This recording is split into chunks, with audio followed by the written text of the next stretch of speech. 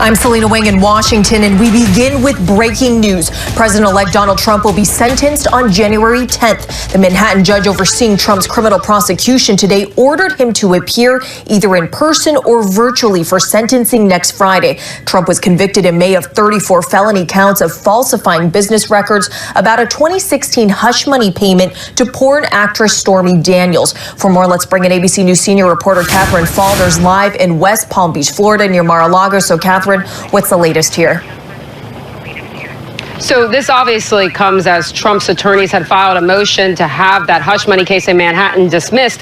The judge rejected that and instead said that Donald Trump must appear either in person or virtually to be sentenced on January 10th. That's only 10 days before his inauguration. But what the judge appears to indicate in this memo, in this decision, and this is important, he signals that he's intending to sentence Trump to what's called a quote-unquote unconditional discharge out of respect for the presidential immunity doctrine. We've been talking a lot about that presidential immunity decision at the Supreme Court, and the judge has said that he intends to sentence him to this unconditional discharge. Now, what does that mean? It essentially means that Trump just gets off with a mark on his record. We've talked a lot about the potential for jail time or some other sort of sentence. That is unlikely to happen here, and the judge essentially says as much. But it is big news that he will still be sentenced. He doesn't have to go in person. He can appear virtually. It's his decision, and he will need to do that 10 days before he is inaugurated as the next president.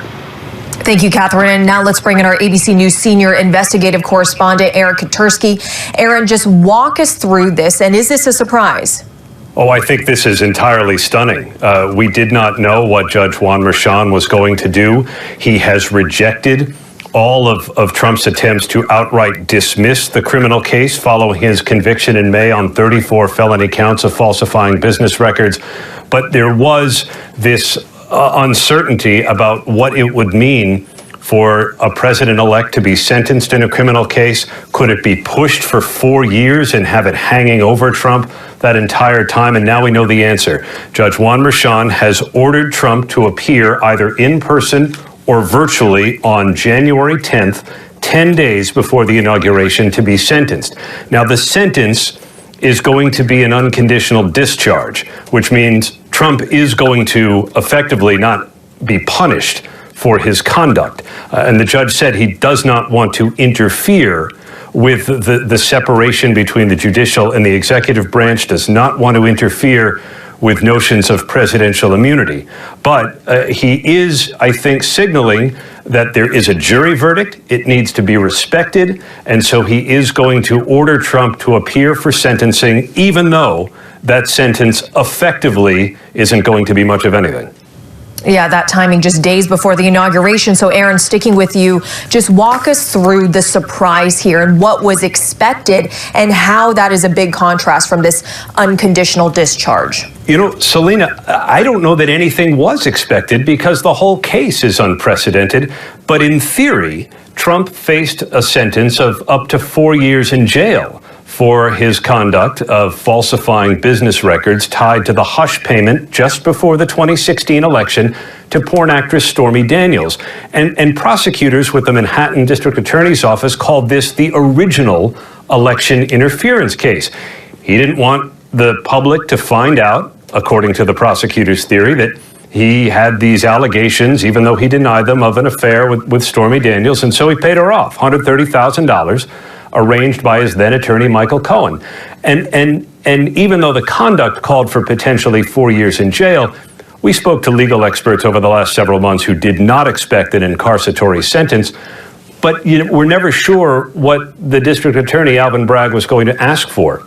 Here, the judge is going to make clear now he's going to get an unconditional discharge. We know what the sentence is going to be, but he is going to insist that Trump appear for it to uphold the integrity of the jury verdict.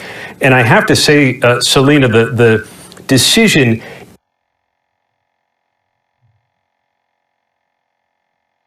indictment of Trump's conduct during the trial. If I may, he says that the defendant's disdain for the third branch of government, whether state or federal, in New York or elsewhere, is a matter of public record. And indeed, the judge's decision goes on to say that Trump has gone to great lengths to broadcast on social media and other forums his lack of respect for judges, juries, grand juries, and the justice system as a whole. And so this does seem to intended to send a message to Trump that the Judge Merchan's not going to tolerate that. Yeah, you heard that strong message that the judge is sending to Trump, but this unconditional discharge is very, very different from the theoretical possibility of years in prison. I mean, Catherine, how do you see the president-elect reacting to this, considering his bitter history with Judge Juan Merchan?